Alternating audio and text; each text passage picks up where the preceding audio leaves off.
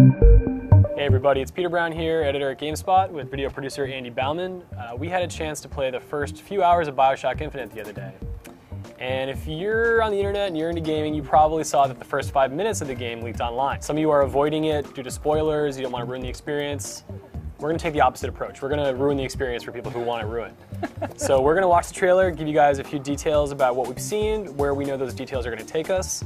Let's start the ride. I wouldn't even say we're actually ruining anything, although the great thing about this vignette of 5 minutes is like the mise-en-scene happening, which is like a filmmaking term that just means like storytelling through showing you stuff that's just static in the environment, is incredible. So it's like there's a lot here, and since we know a little bit more than the average internet person, if that's what we can be called. That's the PC term, I think. Yes. Then we should just spoil it and let you decide if you want to hear it or not. All right, boom. So is that important that it's in Maine? I have no idea. I don't know. I don't know. That we have no insight into. I will say that lighthouses are more typical for the Northeast, but I believe you. So here we are, we're Booker DeWitt, we're being handed a box by a woman who's accompanied by a guy. They're a pair that shows up rather frequently at sort of these poignant moments in the first few hours of the game, but even with our experience, we weren't really able to decipher who they were in the grand story. Right, and they always have like really interesting, quippy remarks to say about either what you've done, what you're about to do, which is like really interesting in a lot of ways, or just, you know, random observations about the world. It reminds me a lot of what, and it's gonna like show my hand of cards of how much of a Joss Whedon fan I am, but like season 4 finale of Buffy, there's an amazing dream sequence episode, and this guy keeps on coming up, and he's like this weird character, right? And he's like, cheese? And they're like that to me. They're like just sort of a statement about the tone of the game, injecting like little, you know, you should be thinking about these sort of things, like, or like, this game is a thought experiment of itself. Like, don't just take it literally. Like, take it with cheese, you know? Yeah. Oh, it's very hard to tell what they're doing, but yeah, you definitely know that they're important. So in that box that that Booker received, there was a photo of a girl on the back. It said, "Return her to New York." There was a key with a sort of a birdcage on it, and a note that had symbols with a few numbers next to them. So here they've landed at the lighthouse, and Booker's slowly making his way inside. Yeah, kind of reminiscent of the start of the original Bioshock, which took place, you know, in the ocean. You crashed in a plane. You're sort of swimming in the ocean, you come upon a little island, and that's the start of Rapture. This lighthouse kind of serves as the vehicle to get to Columbia, the setting for Infinite.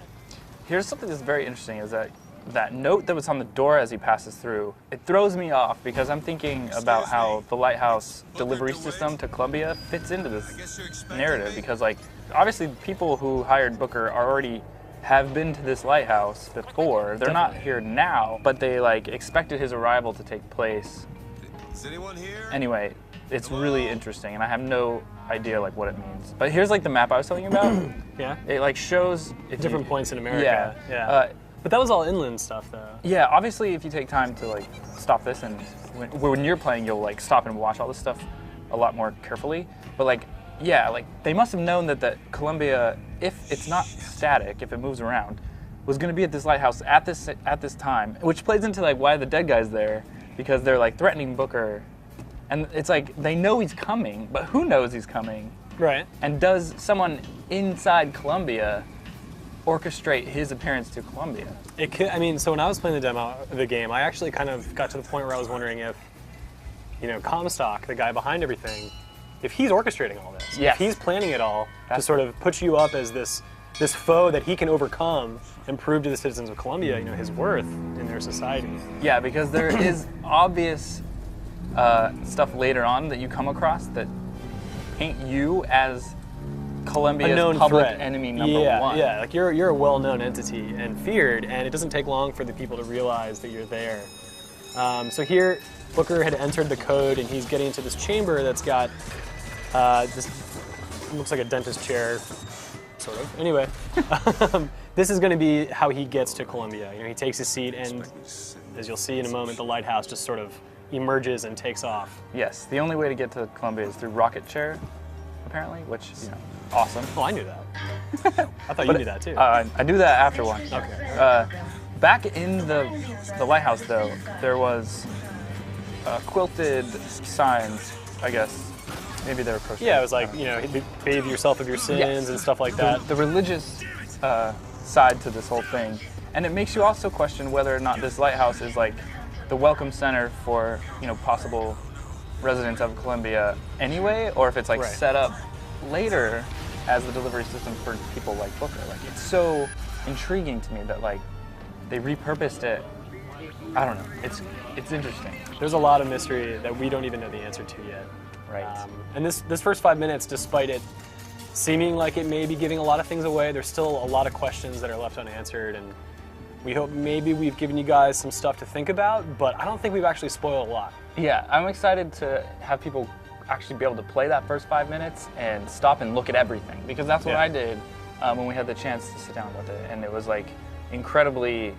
It's like the first, it's like the first game since like Half-Life 2 where you just want to see everything in the world because it means something.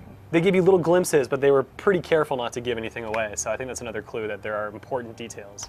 Absolutely. Within. All right, well, thanks for watching, everybody. This was the first 5 minutes of Bioshock, spoiled by yours truly, Peter Brown, Andrew Byman.